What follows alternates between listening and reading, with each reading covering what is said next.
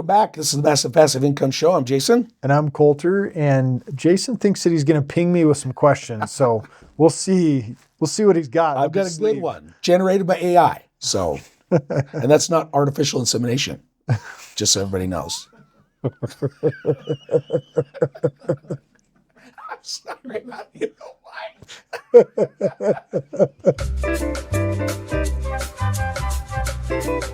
We got some questions here generated from AI. And so I'm going to ask you a couple questions. One in particular, I think it's going to be a good one for you. And it is, what role does diversification play in real estate investing strategy, especially for those just starting out? Say it again, will you, Jason? Yes. What role does diversification play in a real estate investing strategy, especially for those just starting out? Yeah. So diversification early on, I think, is less critical than it is, a few years into your investing career. Yes. Right? If I only have $10,000 to invest, me diversifying that isn't going to go very far.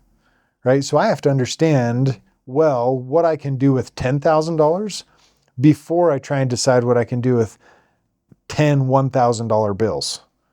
Right? Okay. Love that. And so, having owned a marketing agency and having owned, a number of different properties, types of income producing assets, there's no way that somebody could efficiently invest in AI, invest in Bitcoin and cryptocurrency and real estate and, all of these different things and expect there to be any sort of windfall of great returns. Okay.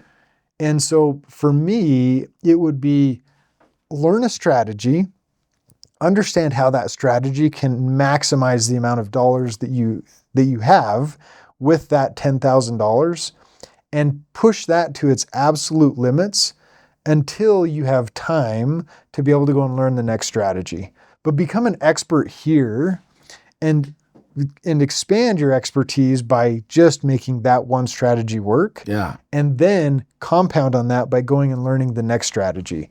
And your diversification doesn't come early on. It comes from knowing one thing really well and then going and establishing expertise in other things so that you can do those really well rather than just spreading your dollars and shotgun approach. Let's laser focus and sniper into the target right off the bat and then go and hit it every single time as you add skills and talents to your tool belt. My dad used to say all the time, I'd rather know a lot and be an expert at one thing than to know a little bit and not be very efficient in a lot of things. And I think that's kind of what you're saying. Like, get something honed in, know it like the back of your hand. You make money at it. You got it down before you go out and diversify. But diversification is good, though, right? Diversification is really good. Now, Yeah. Don't get me wrong. I went into a deal early on in my career. I went all in, and I made the wrong decision. Okay. And that one thing made me rethink my ability in that one thing. Yeah. But I didn't let it break me. Right? We're going to win and we're going to lose. And that's just the matter of fact, is that I'm not going to get it right or perfect every single time. But because I was committed to a strategy, and maybe that one specifically didn't work, I bought houses on auction, and I bought the wrong houses at auction in that one instance. And then I moved my strategy to buy and holds. And I've become a reasonable expert in buy and holds. Definitely. And having expanded my portfolio since that date is I didn't quit just because one thing didn't work out. I went and established a new expertise because this element didn't work out perfectly. Yeah. Now, I've bought other properties at auctions since then and didn't let that, kill that opportunity. But I went and created, something that I knew I could be expert at, and I liked the passive income, and it was a calculated, applied mathematics risk. Love it. I look at diversification. It's when I very first started out of high school, I worked at Melaleuca. And Melaleuca, we all know it's a wellness company. They make all this certain products and whatever else. But I used to think, why do they own a plastic company? Why do they own a label company? Why do they own, I mean, there's all these different companies they own. And I'm like, why do they own those? And I'm like, because they're going out and buying it from somebody anyways. Why not own it and buy it from themselves? And that's a way for them to diversify and capitalize on things they're already buying and make some extra money along the way. Because we used to go get labels from their company. We used to go get bottles from their company. They were called different things, but they all were in business to support the big mother company. And they did other things for other people, but mostly 80% of their business was all for there. Yeah. So I think diversification is not only great, but I think it could also be great benefits. But it could also be a distraction, and I think it could hurt if you're not ready for it. Yeah, absolutely. And those additional tools simply become inputs to the business and a greater complement to the bigger picture. Yes. So I like that you mentioned that. We could talk about a whole episode of diversification. I just think when you talked specifically about somebody early on in their career, that's what I would think about diversification. Knowing that you want something bigger and more opportunities, but don't spread yourself so thin, because then you'll get into analysis paralysis and you'll never be able to make the first decision that gets you on the road to owning investment properties or investments in general. All right, Colter, we've talked a little bit about diversification. What are some other thoughts you have about diversifying or diversification? So I think we talked about more of a beginner investor and somebody that's early on in their investing career. I think we should talk about somebody that's more advanced in their career, in their ability to invest and the dollars that they might have. Okay. If you talk to most investment advisors, they're going to play with like a 60-30-10 rule or 80-20 rule. And that simply means that, early on in your investing career, you're going to be more risky with a higher percentage of your dollars. And then other dollars you're not going to take as much risk. Yeah. And the spreading of that risk profile allows for somebody to have the opportunity to make a lot of returns in one segment of their investments and lesser returns, but more consistent in other segments of their investments. And I think that those principles can be applied similarly as to how much they invest and where they invest. So let's say somebody has $1 million. What would somebody do with that $1 million? Now, for me, I invest less in the stock market than I do in real estate. Real estate is my main focus of investments, as well as companies that I've invested in that I have a direct impact and influence on to be able to grow and implement, different strategies and processes and good people. And so those being my primary investment approach doesn't mean that I don't diversify into other things. I want to make sure that I have one thing, and some people consider investing in businesses really risky. For me, I don't experience that same apprehension to that risk of investing in businesses. Okay. They might experience or feel it's the same way in real estate. I don't experience that same thing, but it's also because I've developed a comfort with the idea of investing in real estate and investing in businesses. You've got some numbers that you go by. You've got some ways of acquiring it so that you know what you're getting. Yes. Yeah. So I'm making a more educated decision as I invest in those specific things. Now, if I look at some of the more risky investments that I've made, and some of which I've really enjoyed and really not enjoyed in other factors. We've all had some of those, right? Yeah, we've all had some of those. We win and we lose. And it's just, something that we have to deal with. I've invested in AI technology, specifically serving the biomass product monitoring and calculation and recycling. Now, that's a very niche market. Yeah. I could lose all of the money I invested in there.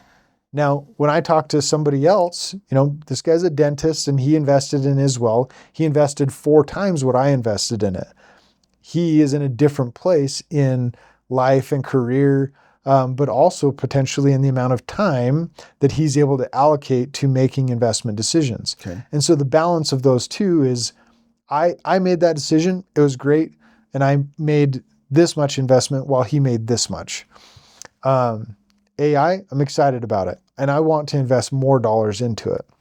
The stock market, when COVID hit and almost all the stocks tanked, I sent out a Facebook post and said, hey, I want to know what everybody's stock picks are and what you think is going to bounce back. Yeah. And so I dropped $10,000 into 8 different stocks that had been recommended in a comment of, in response to this post. Uh-huh. And I diversified that $10,000 into those 8 different stocks. And today I think I saw it was $34,000. Okay. Yeah. I mean, All along the board. Some are up, some are down. some are up, some are down, some are completely gone. Yeah. Yeah. And, but that's okay with me, is now I have that. I can rely on that. I could dip into it if I wanted to, or I can just let it ride. Yeah. And then in another instance, cryptocurrency. Now that's been a rodeo, Yeah. right? It has from the beginning. It has from the beginning. I invested in a cryptocurrency mining container and like full-blown operation where we were renting space out to other crypto miners. I invested in miners themselves, and I've been doing mining for it's been 3 or 4 years now.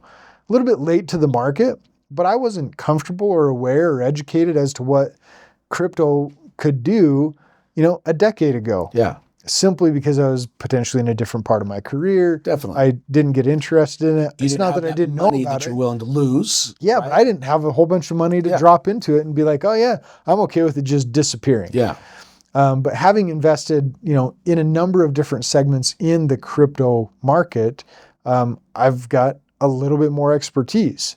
And I've created some freedom from some of the real estate and business investments that have allowed for me to research and understand a little bit more what crypto could do to return for me. Okay. I like the mining. I like how it shows up on a daily basis, how much I earned by having those miners churning and calculating and doing what they do.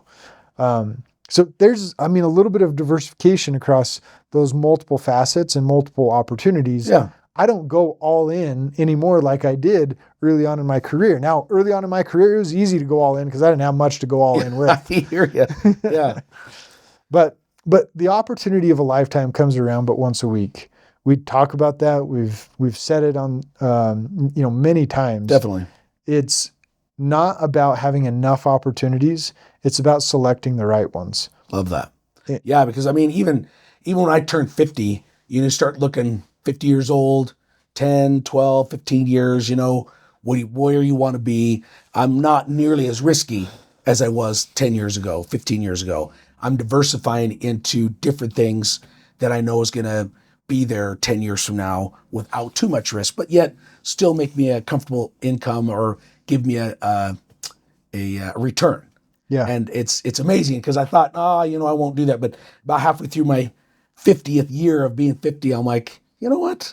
That's going to come knocking a lot faster than I think, And retirement's different for everybody. I'll probably never fully retire, but I'll stop doing some of the things I do on a daily basis, and I'll still be looking at real estate, probably still be doing things, still making deals, hopefully in my 70s, But I'll be able to leave town for 3 months and not have to worry about whatever's going on because my investments, my real estate, whatever is taking care of what I need to take care of, So that could change for everybody. You may diversify, and like you said, really risky stuff in your 20s because you don't have much money to lose. In your 30s, you may have a whole bunch of money, but you're still willing to risk it. When you get in your 40s and 50s, you may have more money, but you're not willing to nearly risk it as much because you're getting to that point where you're like, I don't want to do this every single day anymore. Yeah. Yeah. So it's all a conscious decision as to where we are in life and in, so life, career, financial capability. But we've talked about, somebody that's just starting out, start there, become expert, focus on that, make it work, go add something else to the tool belt, go make that work, become an expert and allow for that to make you some money and then expand out and you can expand the horizons. Yeah. You just don't know what you don't know. And so And you have to, never put the golden goose at risk. don't put the golden goose at risk. I think that's a very smart thing. I really do. I think you go out and diversify. You can go make deals, get partnerships, go whatever else. But as soon as you start putting that golden goose at risk, So we need to step back and say, okay, I don't want to put that at risk. I'm going to say no to this investment, or I'm not going to do this at this time, whatever that may be. And I think that's a really important part, because I think a lot of people do put that at risk. And then when they lose the golden goose, and now they have to start all over. And nobody wants to start all over, you know? No. I'm not saying you can't do it again. I'm not saying you can't do it bigger and better. I'm not saying that at all. But the last thing you want to do is put that at risk and then have financial problems, maybe put other things at risk, family, friends, partnerships. There's just so much that can come about because you're willing to risk it all, you know? At 24 years old, it was way easier for me to start over than it would be for me today. Yes. Right? I didn't have very much to lose, and Yeah. we lost big. But me starting over at age 24 was not as big of a deal. Now, I didn't start over. I started in the hole, and since have dug myself out of that hole. But starting over at that point is not as difficult as it is at 35, 40, 50, 60 years old. Yeah. Now, can we make smart, good decisions that are good investments at 40, 50, 60 years old? Definitely. Right? The best time to plant a tree is yesterday. Yes. The next best time to plant a tree is today. And the next best time's tomorrow. Yeah.